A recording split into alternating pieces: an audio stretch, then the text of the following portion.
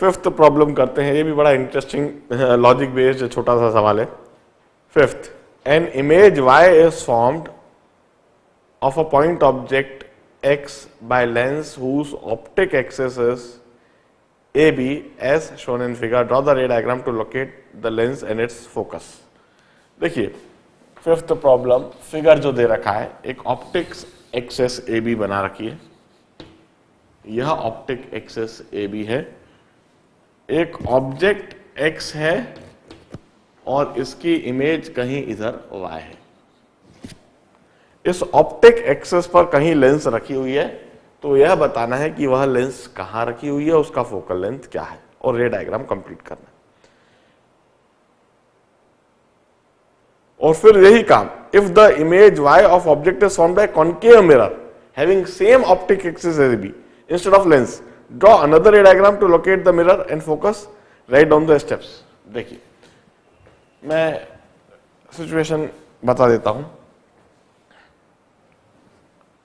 दूसरी सिचुएशन भी ड्रॉ कर देता हूं। This is A, this is B, and once again here is x and here is y। सबसे पहले case one, optic axis A B पर कोई लेंस रखी हुई है, जिस लेंस के लिए x ऑब्जेक्ट है और y इमेज है। वो लेंस कहां रखी है, उसकी फोकल लेंथ क्या है। इसे करने का साधारण सा तरीका, x और y को जोड़ दीजिए, आप तो सीधा सीधा जोड़ दीजिए, स्ट्रेट लाइन से जोड़ दीजिए, x और y को स्ट्रेट लाइन से जोड़ दीजिए, और फिर यह जिस ऑप्टिक्स एक्सिस से जहां से इंटरसेक्ट कर रही है, इस जगह पर आप एक लेंस होना चाहिए। ऐसा क्यों? साधारण सा कंसेप्ट है, इस जगह पर लेंस का जो पोल होगा, तो पोल पर इंसिडेंट होने वाली रेस बिल्कुल अनडेविएटेड सीधी निकल गई होंगी। लेंस की लोकेशन हमने समझ ली, यह लेंस की लोकेशन होगी। अब इसका फोकल लेंथ समझना है। फोकल लेंथ समझने का बिल्कुल साधारण सा तरीका, एक्स से एक पैरेलल रे लीजिए, ऑप्टिक एक्सिस के पैरेलल एक रे लीजिए जो लेंस पर जाकर टकरा रही है। एक्स से लाइट रे लीजिए जो ऑप्टिक एक्सिस के बिल्कुल पैरेलल है, लेंस से जाकर टकरा रही है। यह निश्चित y पर मिलना चाहिए।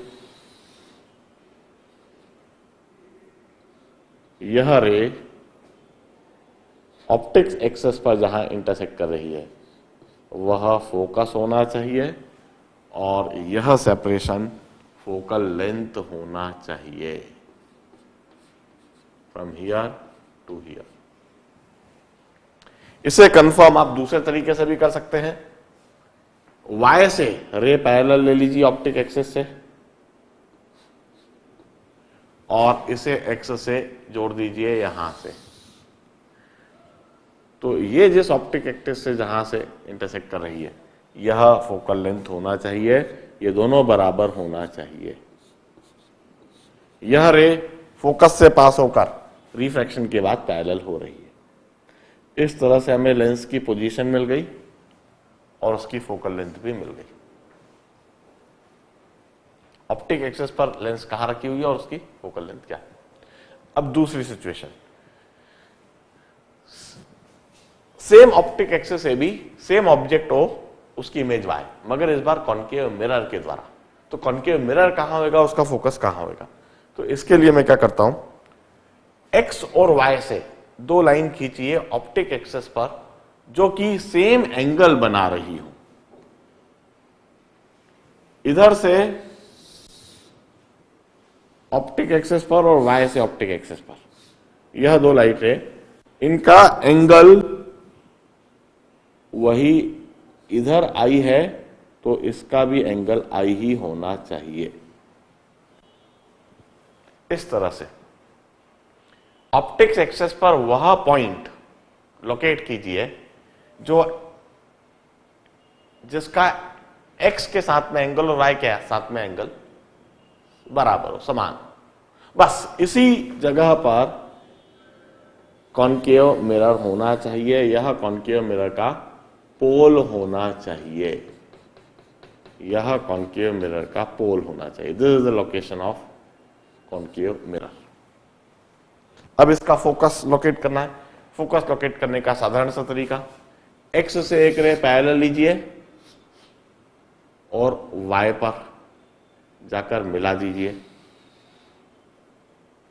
एक्स से एक रे पैरेलल लीजिए और वाई पर जाकर मिला दीजिए। ये ऑप्टिक एक्सिस को जहां पर भी इंटरसेक्ट कर रही है वह फोकस होना चाहिए, क्योंकि पैरेलल रे हमेशा फोकस से पास होती है। एक और तरीका, वाई से पैरेलल रे लीजिए, यह रे तो ऐसी कैसी रिबाउंड हो रही होगी, वाई से पैरेलल रे लीजिए और इसे एक्स से मिलाइए, यह भी फोकस से ही पास होगी। इस तरह से हमें फोकल लेंथ मिल गया, मिरर के और इस पॉइंट के बीच की दूरी यह फोकल लेंथ, और मिरर की लोकेशन भी मिल गई। वंस अगेन कोई फॉर्मूला नहीं, सिर्फ कंसेप्ट, लेंस का मिरर का दोनों का, लेंस और मिरर दोनों की लोकेशन भी लिख दी और फोकल लेंथ भी लिख दी। नोट डाउन कीजिए, 8th प्रॉब्लम करेंगे आप।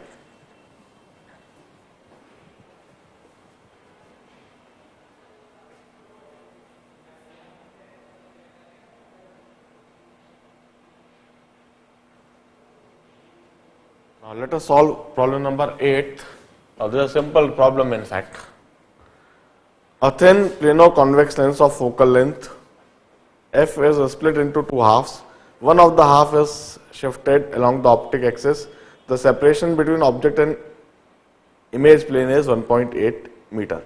Magnification of image formed by one half is to find the focal length of lens and separation between the, draw the ray diagram. देखिए, this is an object, यह object है और यह screen है।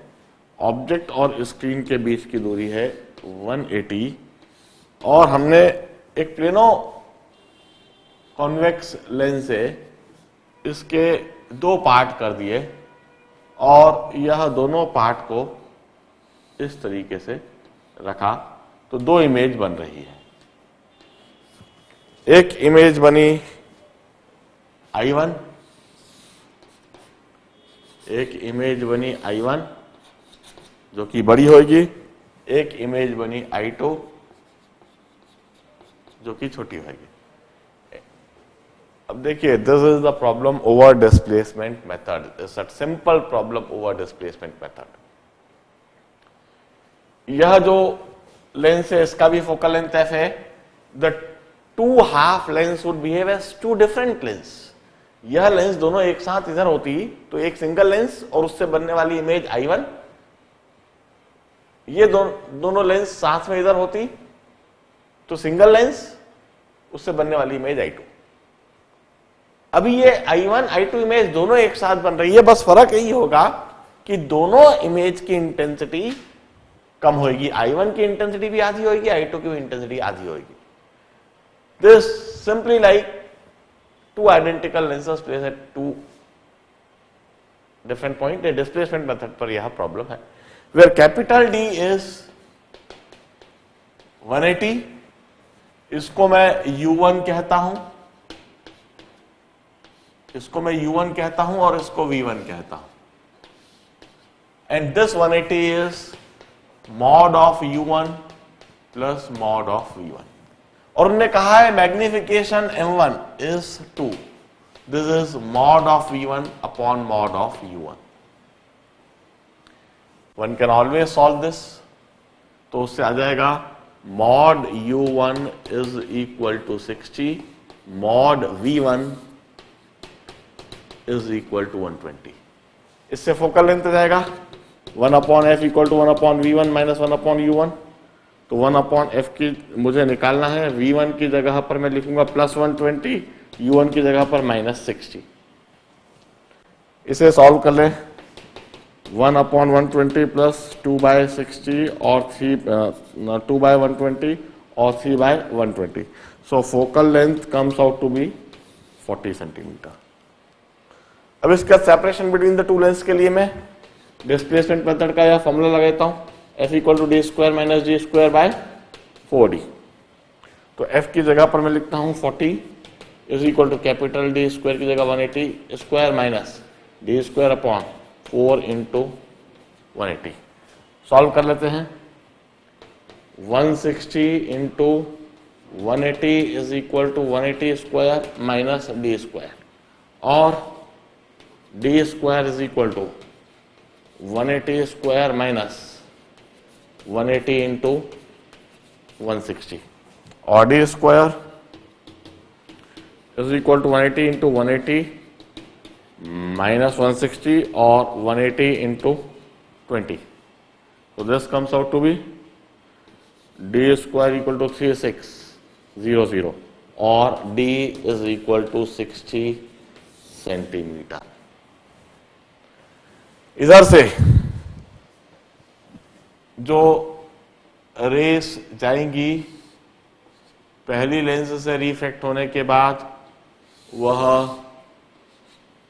इधर converge होंगी और इधर से रिफ्रैक्ट होने के बाद दूसरी लेंस से रिफ्रैक्ट होने के बाद वह I2 पर. साधारण सा डिस्प्लेसमेंट मेथड पर यह प्रॉब्लम है. नोट इट डाउन, सिंपल सी बात है. एंड आई होप अब तो आप सभी से हो गया होगा. मैंने सिर्फ इसलिए करा है क्योंकि लिख दिया था डाउट के रूप में. 9th और 12th करके अब मैं टॉपिक को पूरी तरह से फिनिश डिक्लेयर करूंगा. चैप्टर पूरी तरह से फिनिश हो जाएगा 9th प्रॉब्लम और 12th प्रॉब्लम के बाद. Note it down.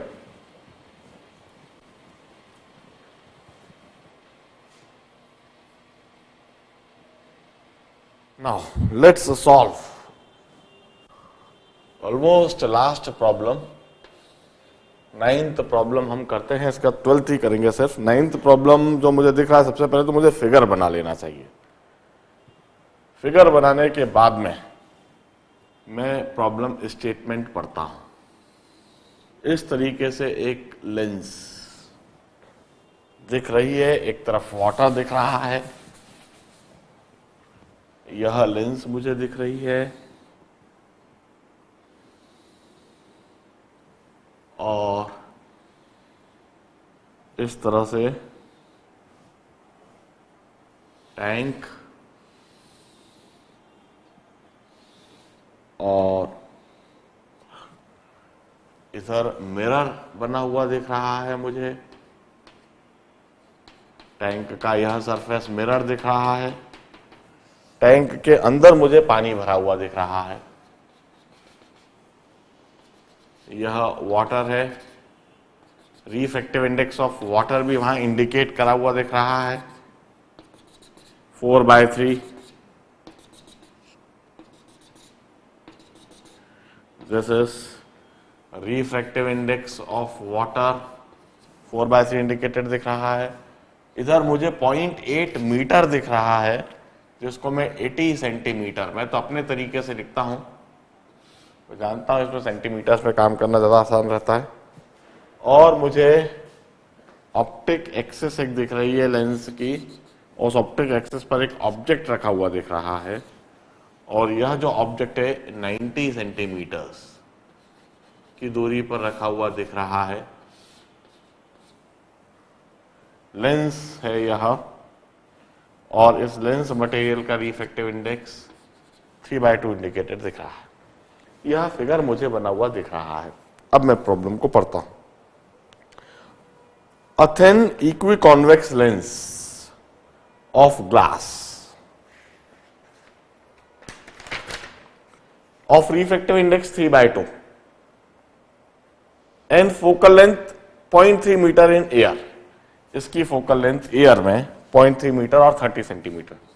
Focal length in air is 30 centimetre.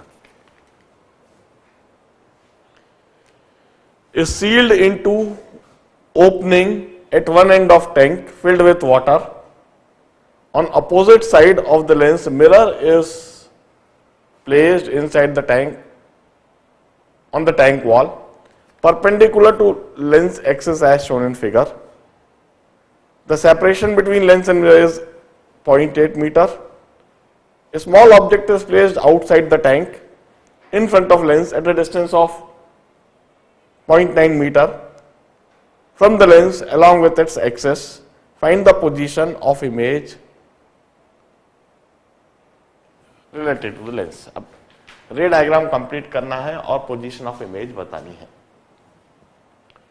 इसका पूरा रे डायग्राम कंप्लीट करना है और पोजीशन ऑफ इमेज बतानी है। हम बिल्कुल नीटली इस प्रॉब्लम को करना चाहेंगे। सबसे पहले क्या लेंस फॉर्मूला अप्लाई कर सकते हैं? Focal length of lens in air दे रखा है, क्या लेंस फॉर्मूला अप्लाई कर पाएंगे? नहीं। लेंस फॉर्मूला तब अप्लाई कर पाते हैं जब लेंस के दोनों तरफ मीडियम से हो। इधर लेंस के एक तरफ एयर है, एक तरफ वाटर है, इसलिए लेंस फॉर्मूला अप्लाई नहीं हो सकेगा। लेंस फॉर्मूला अप्लाई करने के बजाय हमें 2 बार curved surface refraction formula apply करना होगा। पहले लाइट रेस एयर से लेंस के अंदर, फिर लेंस से वाटर के अंदर, फिर यह लाइट रेस मिरर से टकरा के रिफ्लेक्ट होंगी, फिर लौट के वाटर से लेंस में, फिर लेंस से एयर में। इस तरीके से ये डायग्राम कंप्लीट होएगा।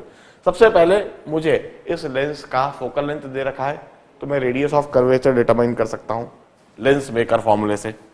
1 upon focal length of lens in air is refractive index of lens upon 1 minus 1 upon R minus of minus R. तो 1 upon focal length of lens in air is 30, refractive index of lens is 3/2 by 1 minus 1 by r minus of minus r. This gives radius of curvature is 30 centimetre. मुझे इस तरह से lens का radius of curvature 30 centimetre मिल गया। अब मैं क्या करता हूं, रेस को ऑब्जेक्ट से डाइवर्ज कराता हूं और लेंस के पहले सरफेस पर इंसिडेंट कराता हूं। मैं कर्व्ड सरफेस रिफ्रैक्शन फॉर्मूला लगाऊंगा, उस फॉर्मूले को लिख देता हूं। यह तो लेंस मेकर फॉर्मूला था, फॉर्मूला पहले लिख दिया और फिर अप्लाई कर दिया। अब curved surface refraction formula μ2 minus μ1 by r is equal to μ2 by v minus μ1 by u। यह कर्व्ड सरफेस रिफ्रैक्शन फॉर्मूला मैं थ्रू आउट प्रॉब्लम में अप्लाई करूंगा। यह लेंस मेकर फॉर्मूला जो मैंने पहले अप्लाई करा, उससे रेडियस ऑफ कर्वेचर निकाला। देखिए कैसे अप्लाई करूंगा। μ2 is lens which is 3/2 minus 1, μ2 minus air, refractive index of lens minus refractive index of air upon r is plus 30 is equal to μ2 by v dash minus μ1 by u is minus 90। अब इस तरीके से यह race पहले surface से refract होकर air से lens के अंदर पेनिट्रेट कर गई है और इससे इमेज v डैश की दूरी पर बनी है। मगर इस v डैश के लिए हमें सॉल्व करने की कोई आवश्यकता नहीं है, क्योंकि पहले सरफेस से जो बनी हुई इमेज है वही दूसरे सरफेस के लिए ऑब्जेक्ट का काम करेगी और उसकी ऑब्जेक्ट डिस्टेंस वही v डैश होगी। अब यह रेस लेंस से वाटर में जा रही है, ग्लास से वाटर में जा रही है, तो एक और बार यह कर्व्ड सरफेस रिफ्रैक्शन फॉर्मूला लगाऊंगा। This time μ2 is water, μ2 minus μ1 is glass, μ2 minus μ1 by r की जगह मैं माइनस 30 रखूंगा, is equal to μ2 by image formed v1 कहता हूं मैं, minus μ1 by u is v dash. पहले सरफेस की जो इमेज है वह दूसरे सरफेस के लिए ऑब्जेक्ट का काम करेगी। इस तरीके से यह पहले सरफेस के द्वारा रिफ्रैक्शन हुआ जब लाइट रे एयर से लेंस में पेनिट्रेट करी, यह दूसरे सरफेस के द्वारा रिफ्रैक्शन हुआ जब लाइट रे लेंस से वाटर में पेनिट्रेट करी। पहले सरफेस की जो इमेज है वह दूसरे सरफेस के लिए ऑब्जेक्ट का काम करी। इस तरीके से यह इमेज v1 बनी। इसे सॉल्व करने के लिए मैं इन दोनों को ऐड कर देता हूं, मैं इन दोनों को ऐड कर रहा हूं। जब मैं इन दोनों को ऐड करूंगा तो देखिए यह कैंसिल होएगा और इधर +30 -30 को प्लस करा रिवर्ट होगा 3/2 + 3/2 3 माइनस -1 -4/3 तो -7/3 upon 30 is equal to 4/3/V1 plus 1/90। अब इसे सॉल्व जरा मैं इधर करके दिखाता हूं। 3 - 7/3 2/3 अपॉन 30 4/3 अपॉन V1 प्लस 1/90 तो 2/90 minus 1/90 4/3 upon V1. So this becomes 1/90. V1 comes out to be plus 120 centimeter. V1 comes out to be plus 120 centimeter. इसका मतलब क्या है कि यह रेस प्लस 120 सेंटीमीटर पर मिलना चाहेंगी 80 और यह आधा इधर कहीं पर इमेज I1 बनेगी।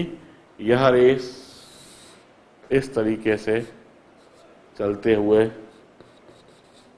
इधर कन्वर्ज होने की टेंडेंसी रखेंगी, इस तरीके से चलते हुए इधर, और यह होगा 40 सेंटीमीटर फ्रॉम हियर। ये 120 सेंटीमीटर है तो 80 सेंटीमीटर तक तो सीधे आ गई, बोल्ड लाइन बनाई और फिर 40 सेंटीमीटर और आगे, तो यह 40 centimetre.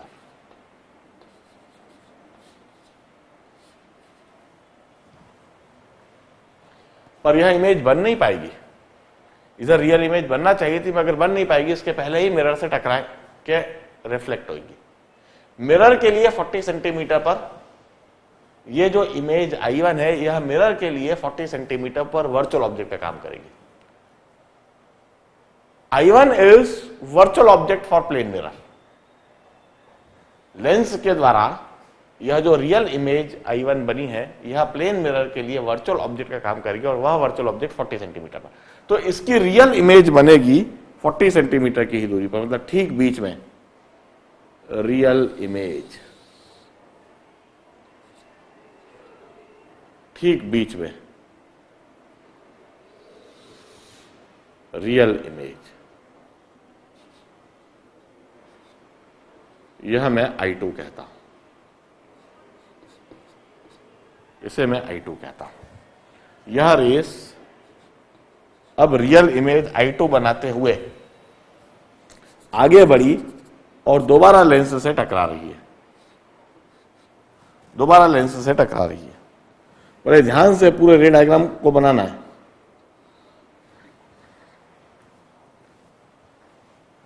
This is real image,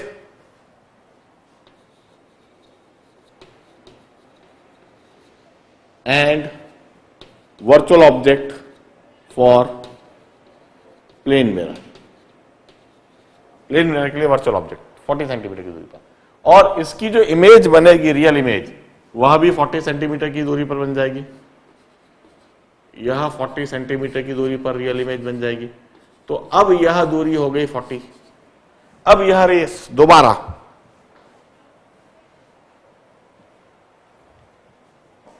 लौट के पहले वाटर से लेंस के अंदर, फिर लेंस से एयर में। देखिए कैसे। अब मैं एक और बार कर्व्ड सरफेस रिफ्लेक्शन फॉर्मूला लगाऊंगा। पहले water, μ2 is glass, μ2 minus μ1 by r is equal to μ2 by v double dash minus μ1 by u, u is -40। इस तरीके से मैंने दोबारा कर्व्ड सरफेस रिफ्लेक्शन फॉर्मूला लगाया। μ2 is glass minus μ1 is water upon r, r is +30, μ2 by v double dash, v double dash is intermediate image बनी इस plane surface के द्वारा, object distance is -40। v double dash के लिए solve करने की कोई आवश्यकता नहीं है, क्योंकि यह रेस दोबारा जब रिफ्लेक्ट होंगी, यह रेस दोबारा जब रिफ्लेक्ट होंगी, तब जो पहले सरफेस की जो इमेज है वही दूसरे सरफेस के लिए ऑब्जेक्ट का काम करेंगी। और पहले सरफेस की जो इमेज डिस्टेंस है वही दूसरे सरफेस के लिए ऑब्जेक्ट डिस्टेंस होगा। तो मैं दूसरे सरफेस के लिए रिफ्रैक्शन करा रहा हूं, इस बार ग्लास से एयर में। तो μ2 is air, μ1 is glass, r is -30 is equal to μ2 by final image minus μ1। μ1 is 3/2 upon object distance is v double dash. और मैं अब इसे सॉल्व करने के लिए इन दोनों इक्वेशन को ऐड करूंगा, और जब मैं इन दोनों इक्वेशन को ऐड करूंगा तो 3/2 upon v double dash cancel होएगा। अब इसे सॉल्व करने के लिए ये -30 है, 3/2 -1 हुआ, 3/2 प्लस 3/2 3 और माइनस में आएगा 4/3 -1, तो 3 minus 7/3 upon 30 is equal to 1 by final image minus यह माइनस माइनस प्लस 4/3 1/30 और यह हुआ 2/3 अपॉन 30 और यह हुआ 2/90। मैं इसे सॉल्व करता हूं। 1/v इज इक्वल टू 2/90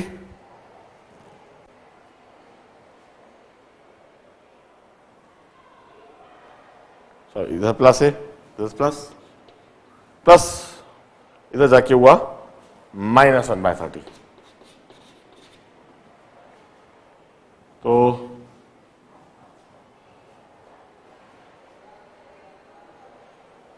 4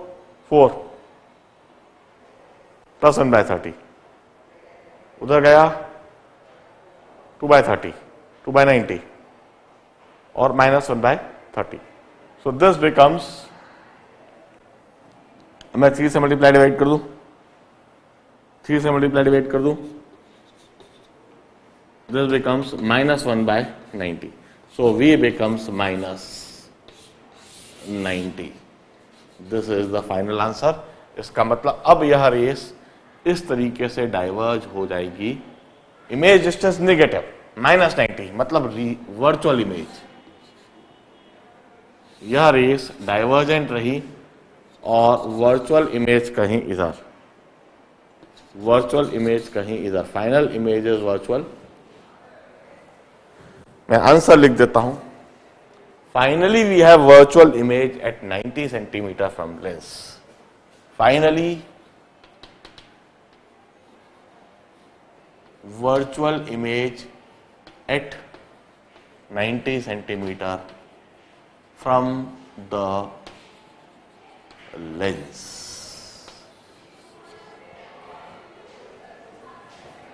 बड़े ध्यान से पूरे प्रॉब्लम के सॉल्यूशन को देखना है, रे डायग्राम को देखना है। जब जो भी कोई ऑब्जर्वर इधर से देखेगा उसको फाइनली वर्चुअल इमेज इस ऑब्जेक्ट की लेंस से 90 सेंटीमीटर पीछे दिखाई देगी। एक एक स्टेप सॉल्व करने के तरीके को देखें, सॉल्यूशन को देखें।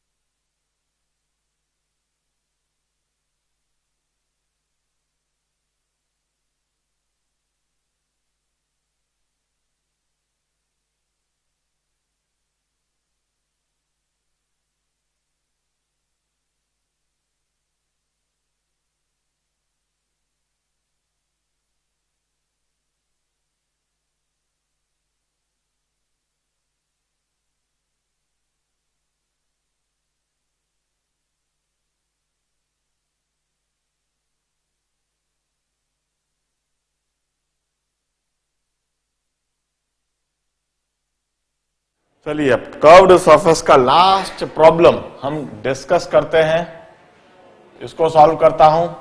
इसी के साथ curved surface refraction through curved surface and lenses, यह टॉपिक पूरी तरह से फिनिश मैं डिक्लेयर करता हूं।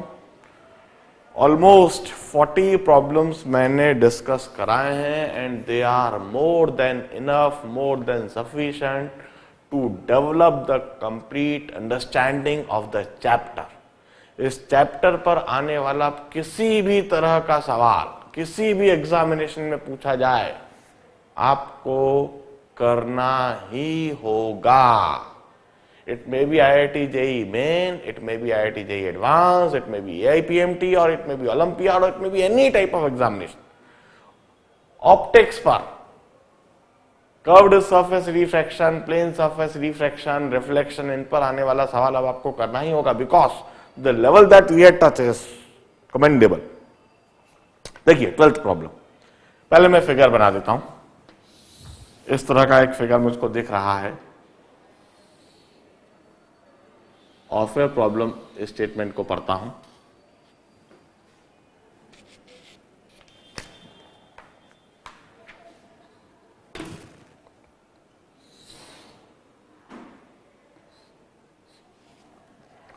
यह इस तरह का एक फिगर मुझको दिख रहा है और कुछ डायमेंशंस दिए हुए दिख रहे हैं।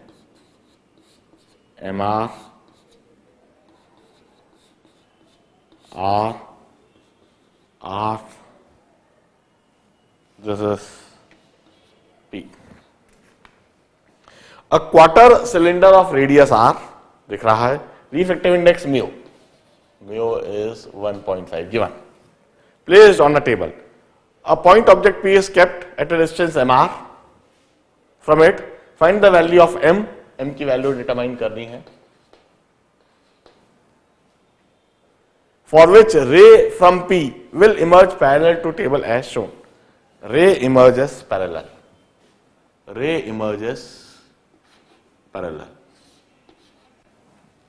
अब देखिए, सबसे पहले जब यह लाइट रे प्लेन सरफेस से रिफ्लेक्ट होगी, सबसे पहले यह लाइट रे प्लेन सरफेस से रिफ्लेक्ट होगी और इसकी कुछ इमेज कहीं पीछे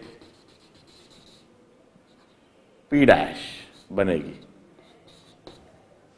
and it's at a distance of x। मैं यह x निकाल सकता हूं।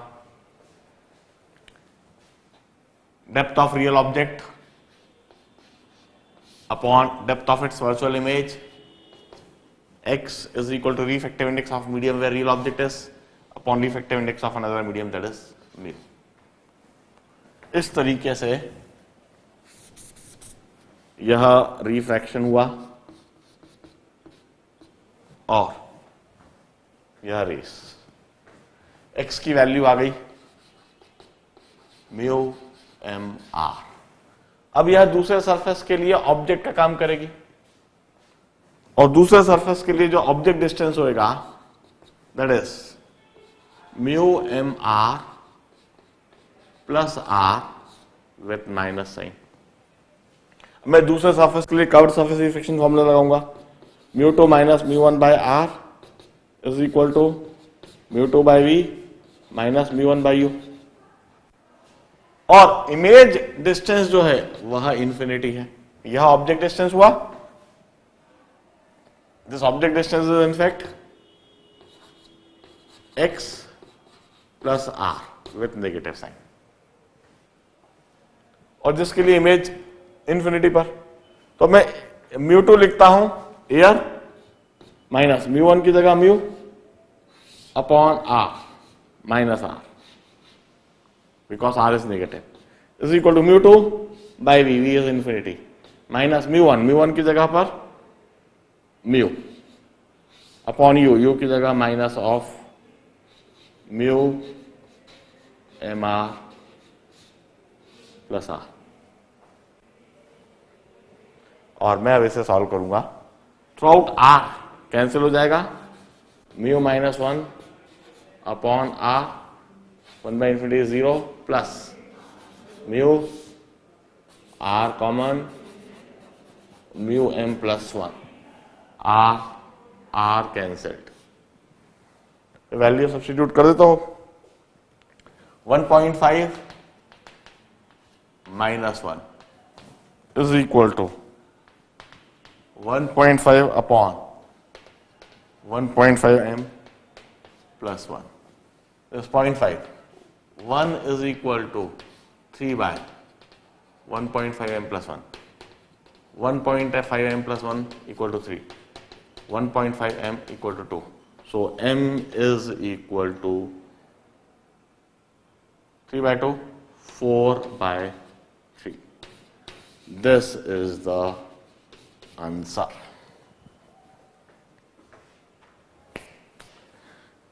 And with that, I declare the finish of the chapter. I wish you all the best. Proceed to next chapter. Bye bye. Good day.